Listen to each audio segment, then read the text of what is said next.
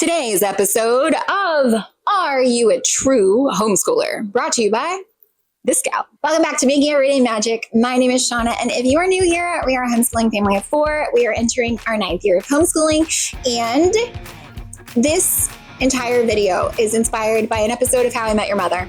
Let's go. Guys, before we go any further, please scroll down, hit the big red subscribe button, turn on the bell for notifications, and give this video a thumbs up. As always, you can find me down in the comments or over on Instagram at Making Everyday Magic. This video is collaborative, okay? You are not allowed to simply sit here and just watch it. I need your input. We're going to grow this list because I think it will be so entertaining. So today's video is all about what makes you a true homeschooler. So, total sidebar. If you are not familiar with the show, How I Met Your Mother, it is hilarious. Okay, it is absolutely hilarious. The main character, Ted, is probably the worst character on the whole show, and I actually like him the least. But the dynamic, Neil Patrick Harris, so funny.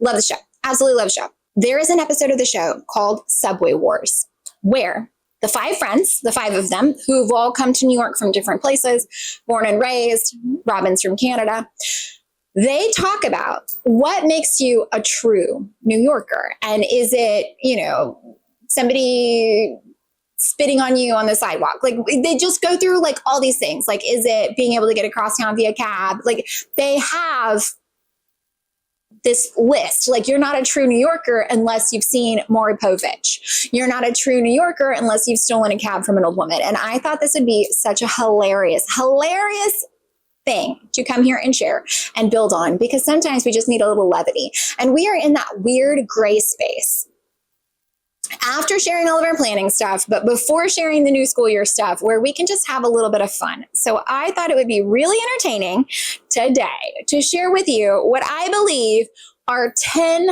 rites of passage to being a true homeschooler. And I'm not talking about I homeschool, therefore I'm a homeschooler. No. I am talking about these things that until you've done them, you are not a true homeschooler. And in case you are wondering, I have a grading scale. Here is the grading scale, the scoring system. If you've done 1 to 3 of these, then you are homeschool curious. Okay. 4 to 6, you're an official homeschooler. And 7 or more, you are a homeschool veteran and you should be teaching the rest of us. So here is my list. I would love to hear what it is that you want to add to this list, because I think it will be absolutely hilarious. Okay. So first rite of passage to being a true homeschooler, and everybody's going to have this one, is getting the socialization question.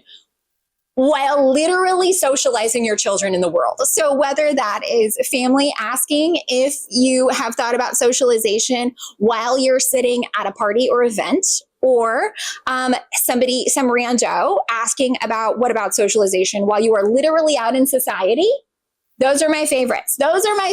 So if you have had some foolishness brought to you and been asked about socialization while literally socializing your child, you get a point, okay? Number two is doing school in pajamas, but not just we woke up and we had a crappy day and I'm not feeling it, school in pajamas. I am talking about planned on purpose school in pajamas. So like if you're using it as a bribe on Wednesday for next Monday, that rite of passage, on purpose pajama school, okay? Not accidental pajama school. It's not the same. And then if your husband comes home after a long day of work and goes, oh, okay, I guess we didn't get dressed today. Bonus point for that one, because that's my favorite. Rite of passage number 3, the curriculum meltdown. Now, what am I talking about? I'm not talking about buying homeschool supplies. We've determined this does not make you a homeschooler. You are homeschooling. Okay, what makes you a true homeschooler is stressing about homeschool curriculum, spending hours and hours either choosing a curriculum only to find out that it is a sneaky neutral and not really secular, or investing energy, time, and effort to realize that there is a 0% chance that expensive homeschool curriculum piece is actually going to work for your child, and so you're chunking it out the window. So curriculum meltdown, not buying. Buying it is not good enough. Using it, not good enough. I am talking about where it has caused actual calamity in your real life, okay?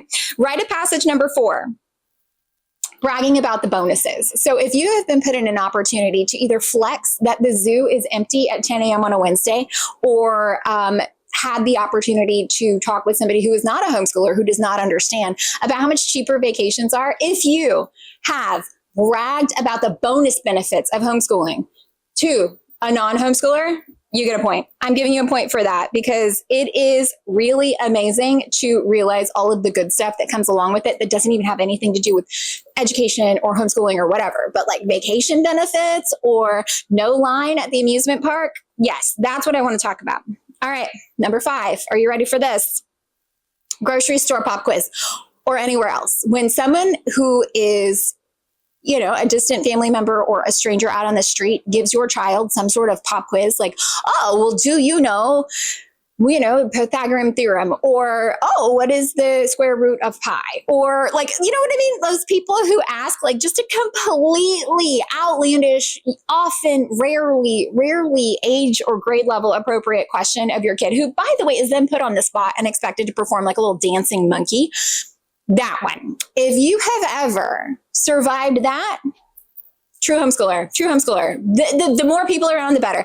The more distant the stranger, the garbage man yelling from down the street, bonus point for you. All right, rite of passage number 6. Are you ready for this one?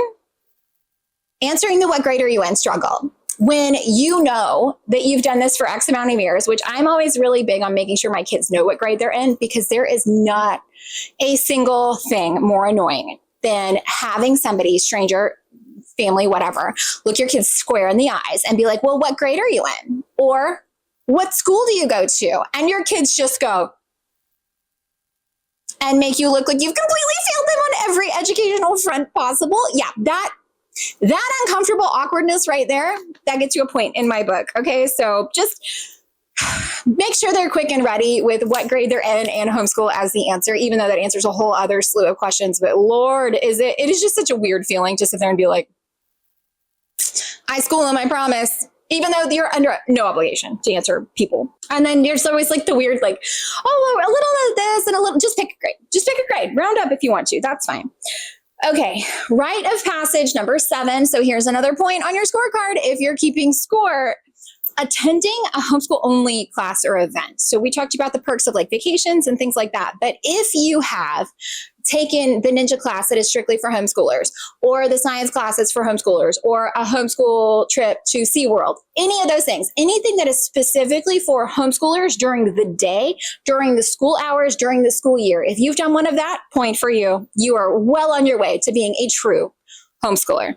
All right, rite number 8. This one, we're getting into the seriousness here, okay? Number 8, rite of passage to being a real, true, deep down in your bones, official homeschooler is having to sit through the awkward feeling of someone else voluntarily telling you, when you say, oh, we homeschool, and they reply with, oh, during COVID, when the kids were home, I couldn't do it. I do not have the patience you have. I could never. We struggled so hard.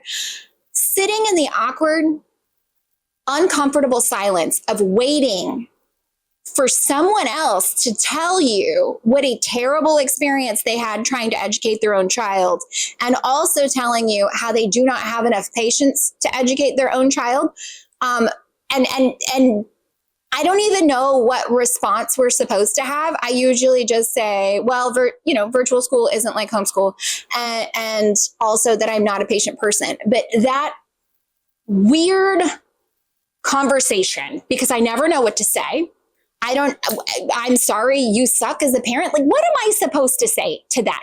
I don't know what I'm supposed to say to someone who tells me they do not have patience for the education of their child. Like, what? What am I supposed to do with this? And so if this has happened to you and you understand exactly what I'm talking about with no further explanation, you get a point. That's number 8.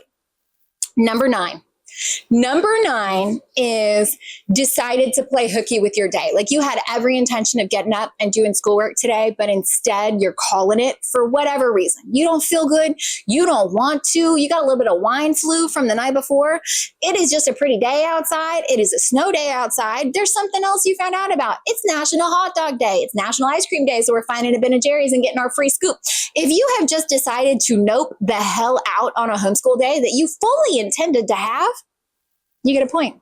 I'm giving you points for that. Why? Because that is the whole point of doing this. The freedom, the enjoyment, the wonderful bits that allow you to go out into the real world and instead just not do what you said you was going to do today. That one. And I am a full supporter. National Ice Cream Day, National Puzzle Day, National Museum Day. Go do the fun stuff. Okay. So if you have called it just because you don't freaking feel like it or something else looks better, you get a point.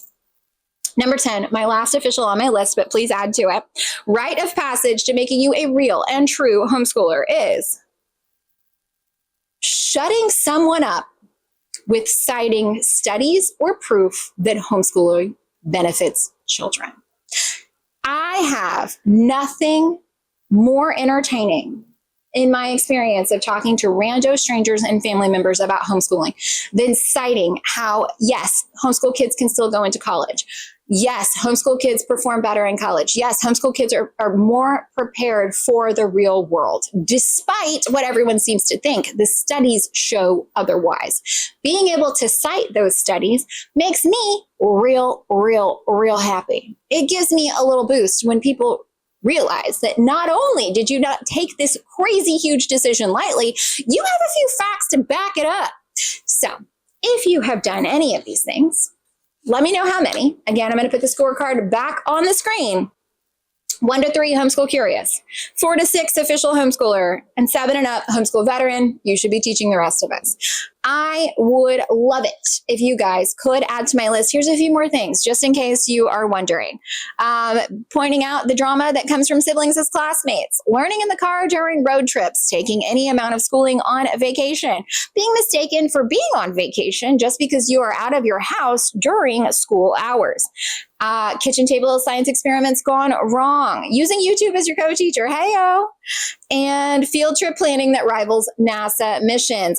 Co-op teaching there's a lot of things here. So add to my list. I would love to hear, what do you feel like? What do you feel like makes you a true homeschooler? Not somebody who's homeschooling, not somebody who has bought homeschool things. What makes you a true, deep down in your soul, official homeschooler? Because there are things that unless you have lived them, other people, one, would not believe, but also two, you do not get the full experience of homeschooling until you have had to argue that point with some rando in a grocery store. You know what I'm saying? Or question what is required of your state. That's always a super fun one because we just decided to do this. We didn't check laws or anything. That'd be wild. I know you feel me. So what makes you a true homeschooler? Guys, I hope that you found this helpful, entertaining, or informative. If you did, please give it a thumbs up. Please scroll down, hit the big red subscribe button, drop down to the comments, leave me a message down there, or head on over to Instagram at Making Everyday Magic and let me know what makes you a true homeschooler. Also, what's your score? Let me know. Bye, guys.